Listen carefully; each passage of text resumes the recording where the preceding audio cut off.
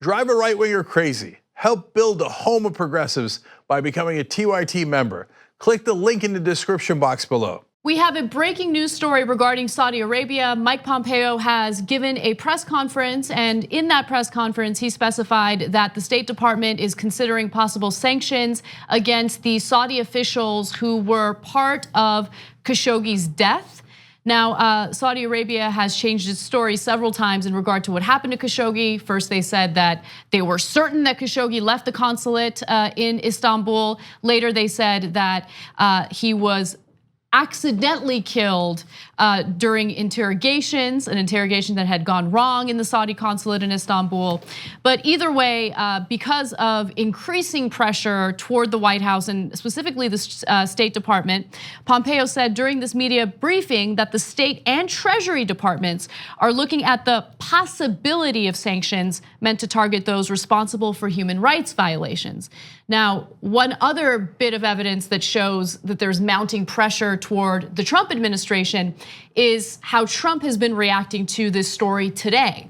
Now, first, it seemed as though he was doing anything and everything possible to help the Saudis cover for this murder. But now he has some relatively strong words for the Saudis. In fact, he was quoted as saying they had a very bad original concept. It was carried out poorly, and the cover-up was the worst in the history of cover-ups. They had the worst cover-up ever. Which I love, because the issue here isn't the murder of a journalist, it's that they didn't carry it out and cover it up well enough. Exactly. It's that they got caught, that's the problem. Yeah, it's a great point, Ken, and I have to confess that I lost track of that. I don't think that he's ever said how gruesome the dismembering is.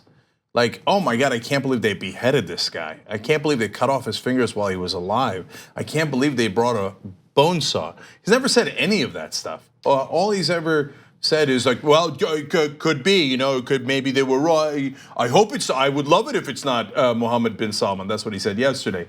Now he's saying, oh, it's a terrible, worst cover up ever. Well, okay, good, I'll take it that he's at least acknowledging it's a terrible cover up and that he's not gonna be able to aid and abet in that cover up because it's blowing back up in his face.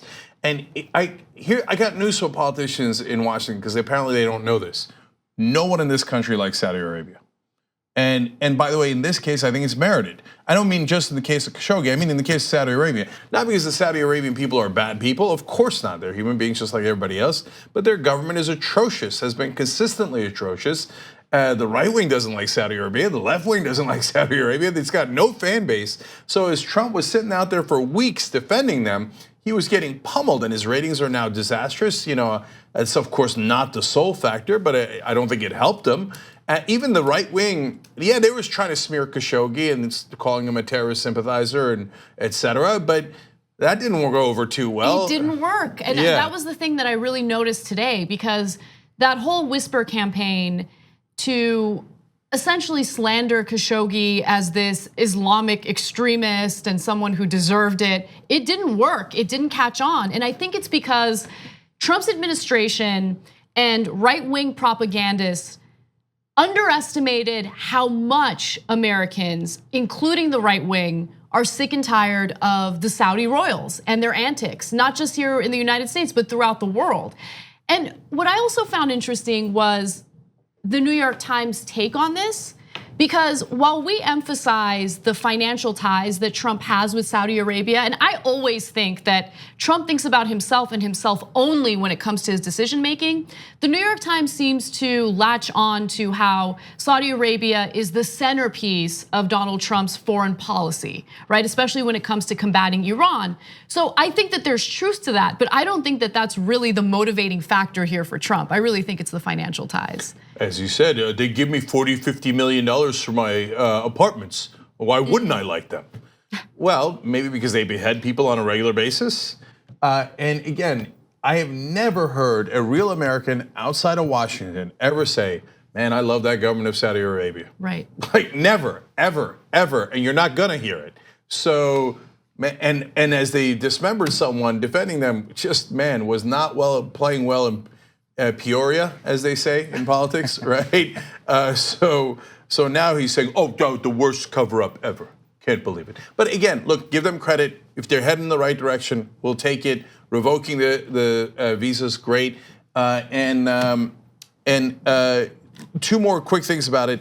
If you remember, of course, Fahrenheit 9/11, Michael Moore's movie, I think that resonated with people, and not just liberals. The fact that we whisked the Saudi royals and the bin Laden family, et cetera, out of the country to protect them after they had attacked us on 9/11. And again, I don't know that those particular folks that were in Texas and other places in the country had personally attacked us, but 15 out of the 19 hijackers were Saudis, and at a bare minimum, we could have done some vetting, or extreme vetting, as Trump would say. But hey, I'll take any kind of vetting. Hey, questioning. Instead of questioning them, we're like, oh, you're a bin Laden, great, let's get you out of the country.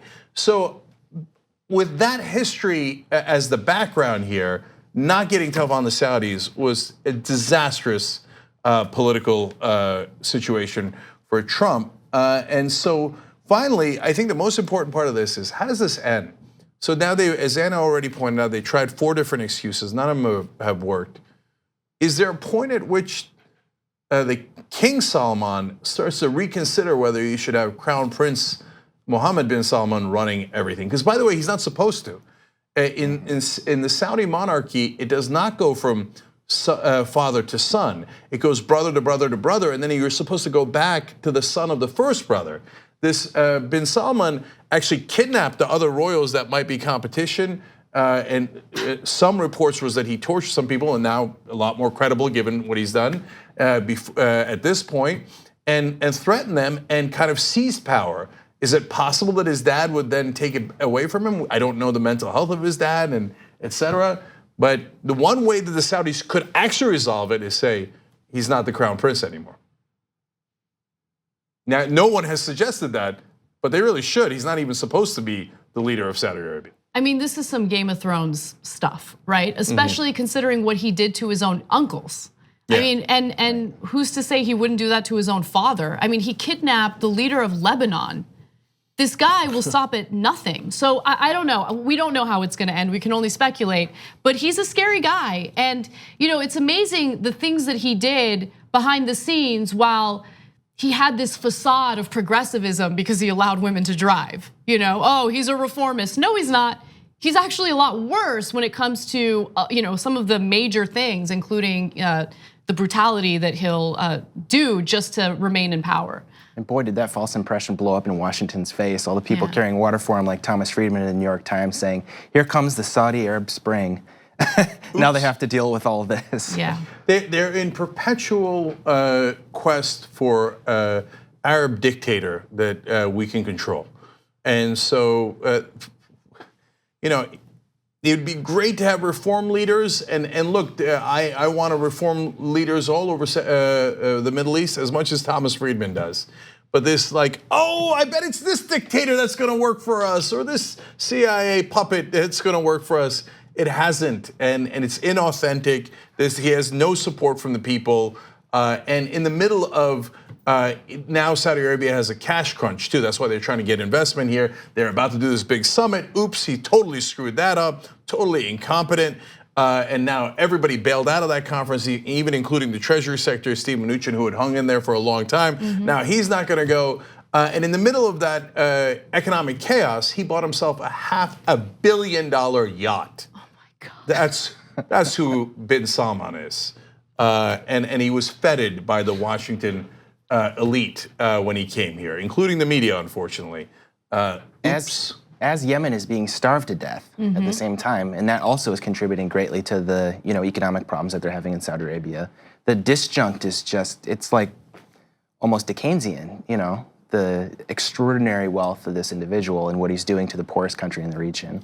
And that did not move the American media. Not even a little. The wholesale slaughter and starvation in Yemen, but one of their own being dismembered, that moved them. Like what you see? Click the subscribe button below, and don't forget to ring the bell to never miss another video from the Young Turks.